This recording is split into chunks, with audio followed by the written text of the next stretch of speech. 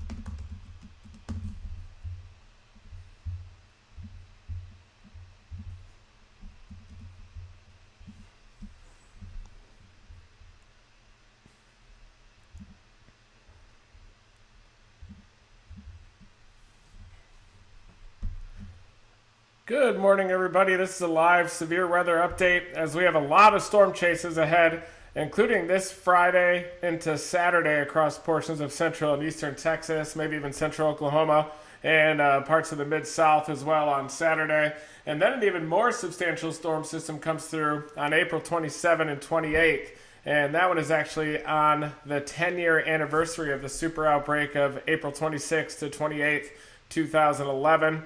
We also chased that event on the 26th and 27th. I should have chased the 28th up into North Carolina as well, but we intercepted tornadoes in Van Zant County, Texas on the 26th. Also the 25th, the night before, near Jacksonville, Arkansas on 2011. Then they're just east of DFW on April 26, 2011. And then April 27th, the big super outbreak day, we were on that EF5 tornado from Philadelphia, Mississippi, and then also the Tuscaloosa supercell well to the southwest of Tuscaloosa near the Scuba area. But I wanted to break down my preliminary target areas. Of course, April 27 coming up on the 10-year anniversary looks like a big, more substantial trough is forecast to eject from the plains across portions of the Mid-South. Big low-level jet axis as well sets up off to the east of it. The core of that across portions of Arkansas into southern Missouri as well. And it looks like even the day before this, on April 26th, 2011, there could be severe weather even across portions of Iowa, a little bit further north, portions of the Midwest. But there is going to be a massive trough ejection with a big low-level jet off to the east of it. And that means that we are going to be activating chase mode for this one.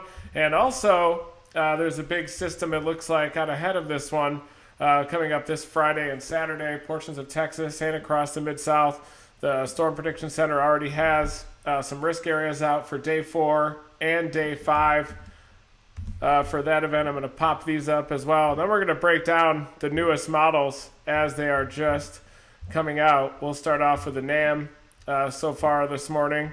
And here is the day 4 risk area from the Storm Prediction Center.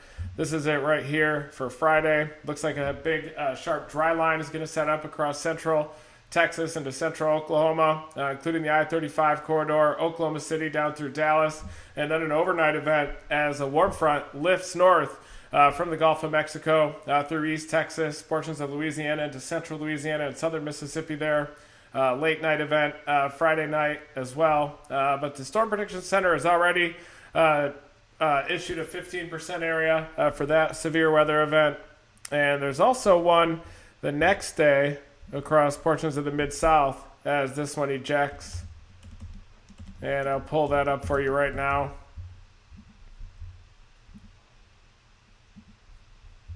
And I'll be chasing both of these, of course.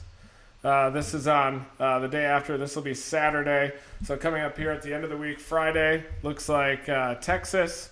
Dry line, sharp dry line across central Texas. A decent low-level jet off to the east of it. Then Friday night, a warm front lifting north through central Louisiana to central Mississippi. Then the next day on Saturday, across portions of the Mid-South, another severe weather event. But let's break down the forecast models for each of these. After this initial trough ejection, there's an even more substantial trough that I've been watching for many days that's going to eject around April 27th through the 28th. Forecast model consistency is alarmingly high for the ejection of that very large storm system. That's going to be a huge warm sector across multiple states.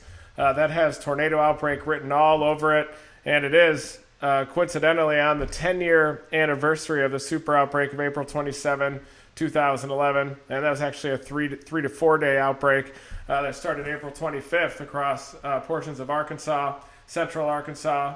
Jacksonville, Arkansas had a tornado there on the night of April 25th, 2011. Then the 26th, we were targeting the dry line across portions of northeast Texas. 27, you had that big outbreak across a large portion of the Mid-South. That was the record-breaking outbreak on April 27, 2011. And then portions of the Carolinas, the Piedmont, had tornadoes on April 28, 2011 as well. And similarly, this one coming up on April 27, 2021 is going to be a multi-state, multi-day outbreak as well, possibly starting as early as April 26th across portions of the Central Plains. But it does look like a cap's going to be pretty strong.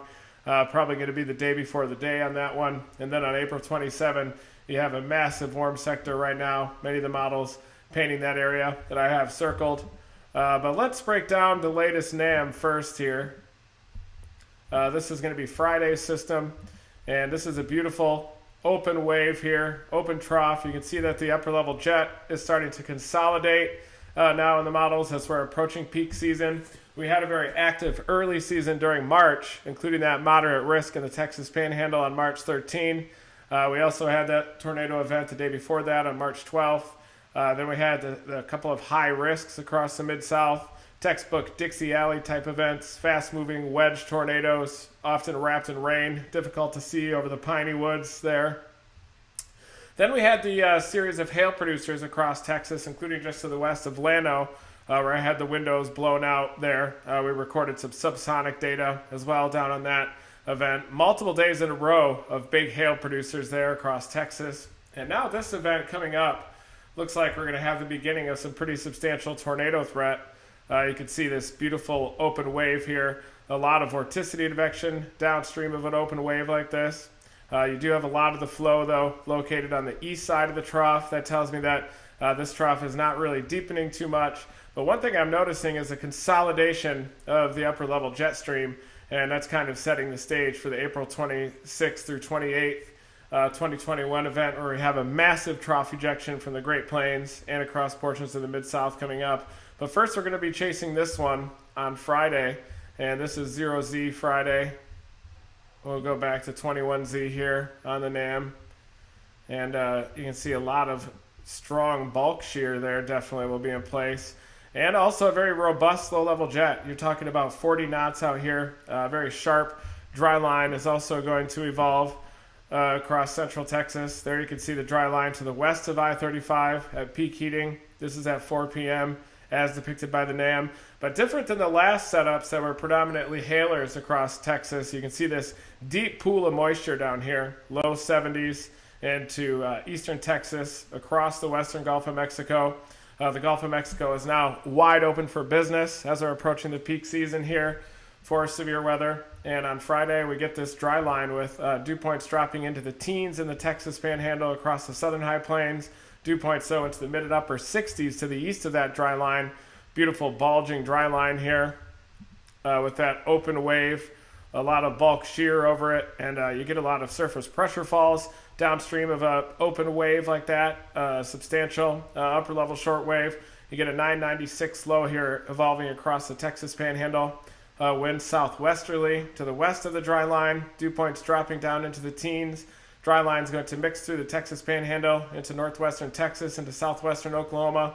A lot of backed winds, too, into western Oklahoma, so don't count out the tornado threat up there, even though you're a little bit north of those deeper dew points. It's still low to mid-60s dew points out there are certainly possible across western Oklahoma, where you have those very backed winds just to the east of that intensifying surface low there. And that low kind of settles down in toward the Childress area, but you don't want to get too bogged down into the exact positioning of this surface low. Really what we have is a dry line. We have a pretty stout surface low there as well. Decline that spam call coming in. And you get dew points rising up through the upper 60s, including DFW. Those 60s dew points moving into western Oklahoma to the east of that dry line as that dry line invades southwestern Oklahoma there. Dew points dropping into the 20s. Behind the dry line, dew points into the upper 60s to near 70 to the east of the dry line. Big pool of deep moisture as well, as you can see there. So that's setting the stage for this big event coming up. This is why the Storm Prediction Center has this 15% area here. And make sure this live stream is even working. Hi, everybody. Checking out these live comments coming in. Happy holidays.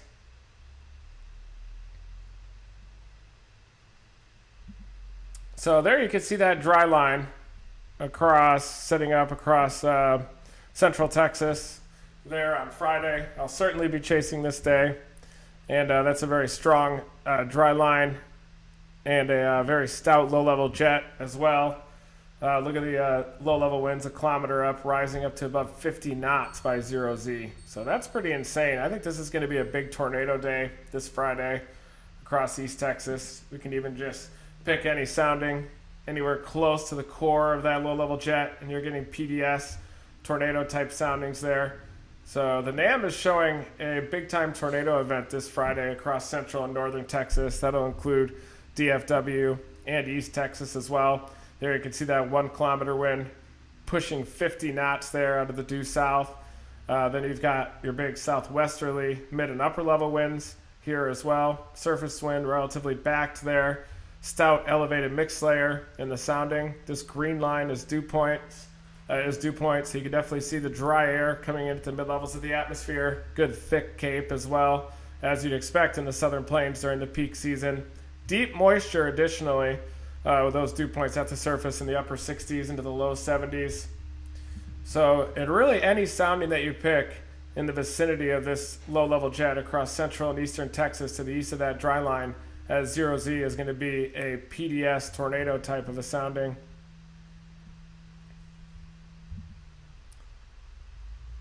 And you can see just clusters of supercells within that low-level jet as well, already shown by the regular NAM this far in advance across central and northeastern Texas toward the Arklatex, southeastern Oklahoma. But you're probably also going to have supercells along an arc across western into central Oklahoma, along the I-35 corridor and down toward the DFW area.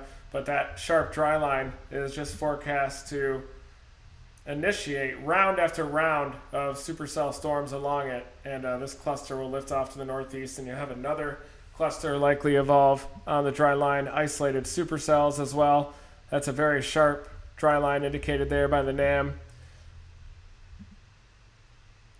And of course the GFS is just starting to come out, but we can see what the 60 GFS, operational GFS, was showing in terms of dry line evolution on Friday. And boy, what a mess the GFS is in terms of dew points and evolution of instability, but still has that sharp dry line across northern Texas into western Oklahoma, with those dew points across the Texas Panhandle dropping into the teens back behind it, dropping into the 20s, dew points into the 60s to the east of the dry line. The GFS is also hinting at that deep moisture moving up through the western Gulf of Mexico into southeastern Texas along and east of it. And that's at 0Z. Also showing a pretty stout low-level jet axis there as well across eastern Texas. And I think that's going to be filling in a little bit further west, with that low-level jet likely hugging the dry line a lot more closely as depicted by the NAM. And the European model also kind of shows some holes within that low-level jet, but really when you have such an open wave like that and that intense surface low dropping down near 995 millibars, settling in near the Childress area, just to the east of that trough, you're going to have a big low-level jet that's going to hold up relatively tight to that dry line that's going to advect east across central Texas, western Oklahoma there.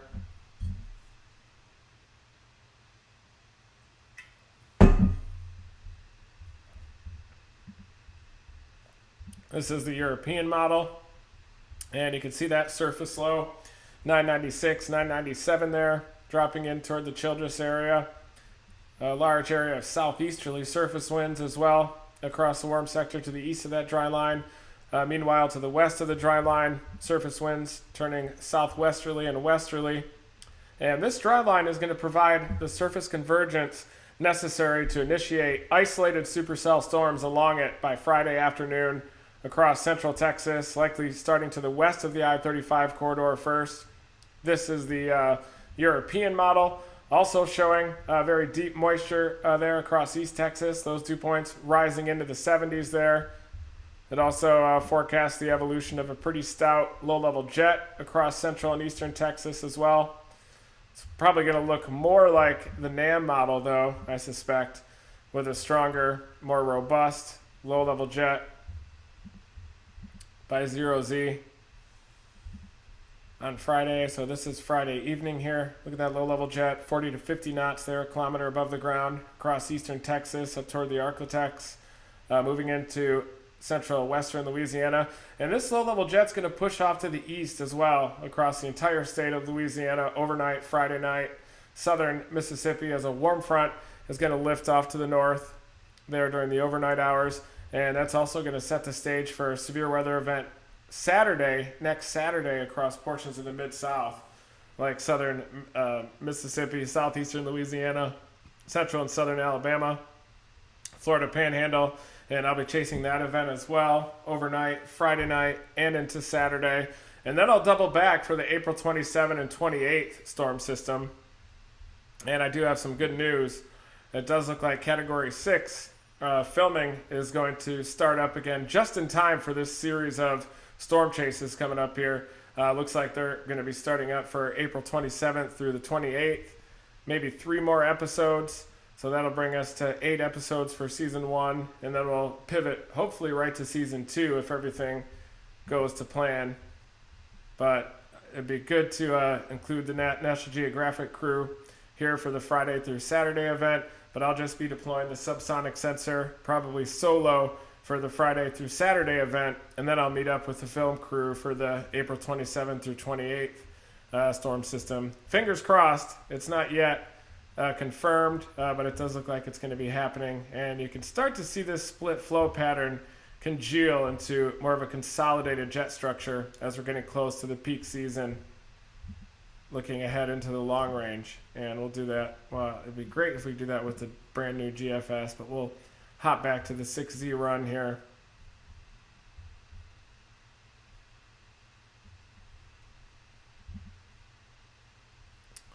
And there you can see Friday's storm system that reaches peak amplitude there into northern Texas Thursday night into Friday morning, and then begins to eject over top this anticyclone anchored over the Caribbean. That's Friday evening. A lot of strong flow downstream. This is probably why it has kind of a spotty low-level jet downstream of it. You can see this trough ejection. The GFS is not handling the terrain very well, but you'll likely have a more consolidated strong upper-level winds, like is being depicted by the NAM model here on Friday. Look at that. More of a solid structure there to the mid-level jet stream, and I think that's also going to lead to a more consolidated low-level jet by Friday evening. It's a 6Z run. So by 21 to 0Z, I think that this is what the low-level jet structure is going to look more like than the GFS is just struggling with that trough ejection just a little bit, showing more of a spotty low-level jet development, and even a spotty mid-level jet there too, which really is not very physical. But finally here, by Friday night, it shows kind of a more accurate evolution. Friday night, intensification of those low-level winds across East Texas into southern Louisiana. A warm front's going to lift up associated with this low-level jet Friday evening. There you can see a strong low-level jet Friday night along the I-20 corridor, northern Louisiana into southern Mississippi. Definitely going to be tornado potential along that as well. Just looking at, in general, you can look at kind of where the instability axis is setting up. You can see it lifting up here into southwestern Louisiana, but it's going to eject rapidly off to the north, I believe, Friday night. Well, not that rapid. Looks like into central Louisiana, you get surface-based instability here, just eyeballing roughly with the GFS, but I bet this also ends up lifting more rapidly off to the north as well. This is Friday evening. Look at that, East Texas. It just shows the atmosphere worked over across East Texas by round after round of clusters of supercells. But then on Saturday, it looks like there could be a coastal front setting up. There could be a general area of decent wind shear across portions of the Mid-South as well, but mainly a veering out, ejecting low-level jet on Saturday afternoon. So that looks more like a Saturday morning into Saturday early afternoon event. Could even get some more tornado warnings across portions of the southeast there. But really that 15% during the day on Saturday across the deep south looks kind of low end to me. Probably a big line of storms that moves through with veering out, wind shear out ahead of it. And then you'll get those tornado warnings down across the Florida Panhandle into southwestern Georgia as you go through Saturday afternoon.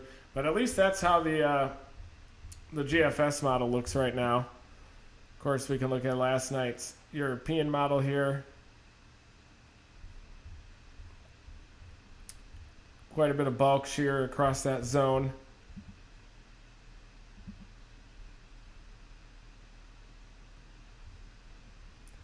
So this will definitely generate severe weather and tornadoes as well across the Mid-South.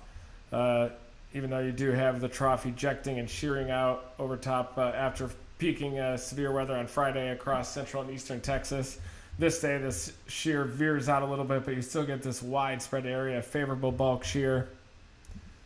Decent moisture kind of hugging the Gulf Coast a bit more. But still upper 60s dew points, southern Alabama back into southern Mississippi, southwestern Georgia. More of a dry environment there to the east of the Appalachians, so I don't expect, you shouldn't get much in the way of severe weather to the east of the Appalachians across the Carolina Piedmont Alley there that we've talked about so much. But I do think down here, despite that veering out shear, I think areas like the Florida Panhandle, southwestern Georgia, central and southern Alabama, central and southern Mississippi could be active on Saturday as well. And that's on the European model. But then all eyes are in this next system. Kind of, I think, representing a big pattern shift as well, and really the transition to a more consolidated upper level jet across the United States. We're going to be looking at the 27th, possibly the 26th. The European is a little bit slower with this ejection.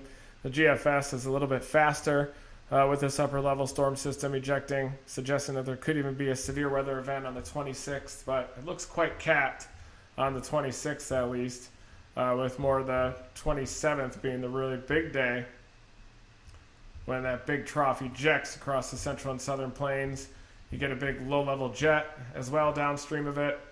And the European model is a little bit less intense and a little bit slower than the GFS model, but it does bring severe weather back into the southern plains with that low-level jet axis on the 27th with a dry line structure near I-35, kind of an elongated 850 trough here with a lot of shear downstream across a multiple state area and a decent moisture and instability as well downstream of it.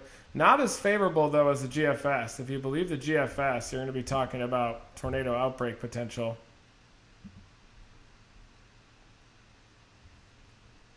And I tend to believe the GFS a little bit more. It does.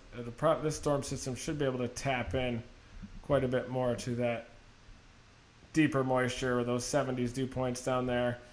This is a little bit more believable. So the last night's 0Z to the 6Z run of the GFS is just injecting this storm system with a lot more moisture. This big reservoir of 70s dew points available across the western Gulf of Mexico. With such a massive trough like this ejecting, and you may remember so far this spring, each storm system trends a little bit deeper and a little bit further south. So you're probably going to be talking about a more monster storm system further south. But this is April 27th. Look at this low-level jet axis downstream. This is the 6Z run of the GFS, the one that triggered my post this morning, and the designing of that big red map indicating tornado outbreak potential. You have this big anticyclone downstream, and the squeeze play between those is going to result in a massive low-level jet evolution. Consolidated 850 low. I think this is more believable. The GFS seems to have a better handle on this as compared to the European model, and it's definitely trending toward a stronger trough ejection. And look at this slightly negatively tilted, closed 500 millibar low here. Strong flow, relatively symmetric around the base of the trough, so it's still deepening upon ejection across the Great Plains. And somewhere across a large multiple state area downstream of that is likely going to be impacted by significant severe weather. But there definitely is are differences between the GFS and the European runs in the long range. The European is a little bit weaker of a system here on the 27th. But even with this type of a storm system, you'd still be talking about major, significant, severe weather. You'd likely be talking about greater moisture, greater instability in the warm sector of such a system as that. So I think we're going to side with the GFS. And of course, the GFS is coming in right now as we are live. So the 12Z GFS will be coming out here shortly. And I bet that trend toward a deeper, stronger storm system will continue. This is during the day on Saturday, showing a more veered out storm system with any severe weather really hugging the Gulf Coast on Saturday, according to the GFS. But pretty decent shear with more right movers off the front there. You'll probably have more of a squall line moving through the deep south. But I think that's southern Alabama, southwestern Georgia, Florida Panhandle there on Saturday. We'll have some decent wind shear available.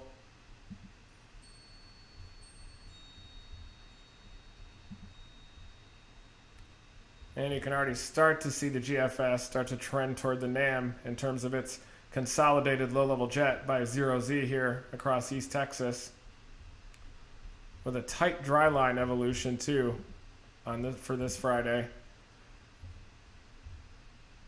But slightly late arriving moisture. I think that by 0Z though, you'll probably be talking about upper 60s dew points all the way up through the DFW area to the east of that dry line. A lot of times these moisture surges are underestimated a bit, but when you look upstream, look at how solid and healthy that moisture is across the western Gulf of Mexico, as it should be during peak severe weather season, late April into May.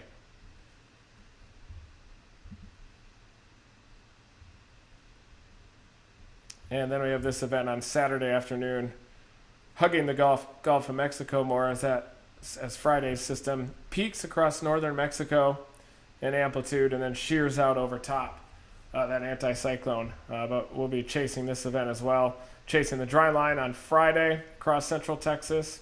Then we'll be chasing the southern U.S. The day after on Saturday.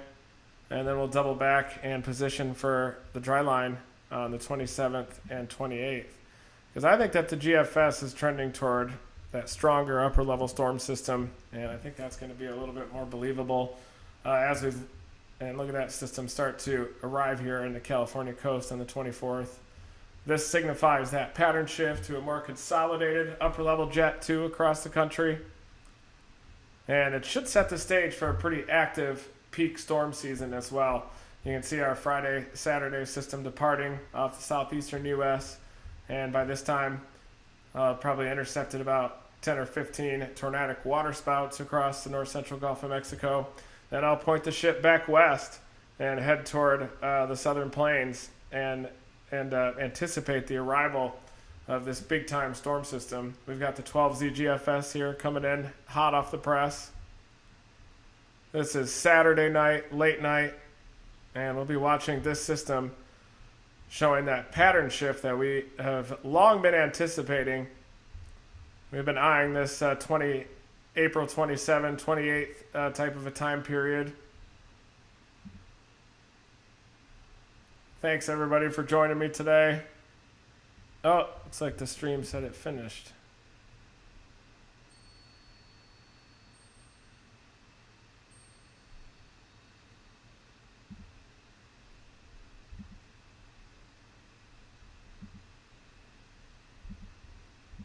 Should still be live.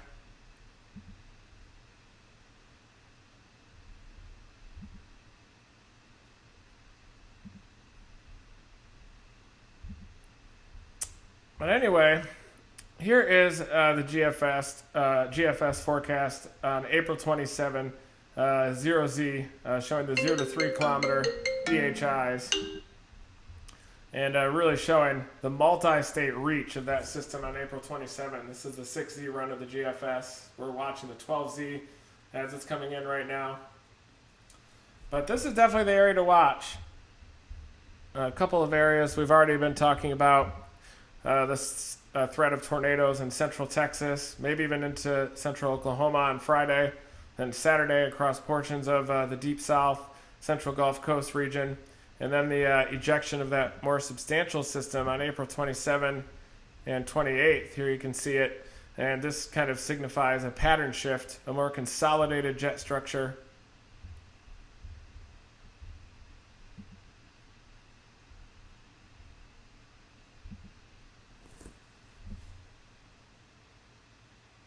With the next storm system as it comes in.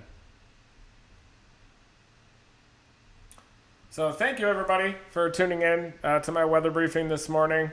We're going to be continuing to watch these systems over the coming days. I'm going to be chasing all of these Friday, Saturday, and on the 27th, 28th. I am going to be starting my Storm Chase EDU courses again tomorrow night, Wednesday evening. Those are available exclusively for Facebook supporters. Assuming we can get that platform resolved, some of the bugs worked out of that here this week as well. And also good news that Category 6 is coming back just in time for the peak season. We're also working hard on those Dominator weather stations too. I'm hoping to have those out in the field also next month. Here I'll have the first Dominator weather station out there collecting data. Research grade weather stations too. So very excited about those.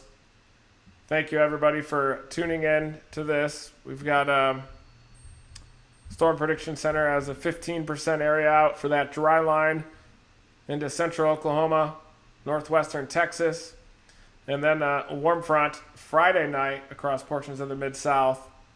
And then again, that's going to be Saturday, kind of some veering out profiles, but likely on the tail end of that squall line. Certainly some tornado potential there as well. And then the more substantial system that we're watching very closely on the 27th and 28th. So thank you everybody for tuning in to my weather reports. I'll be streaming live throughout these events ahead. Never stop chasing.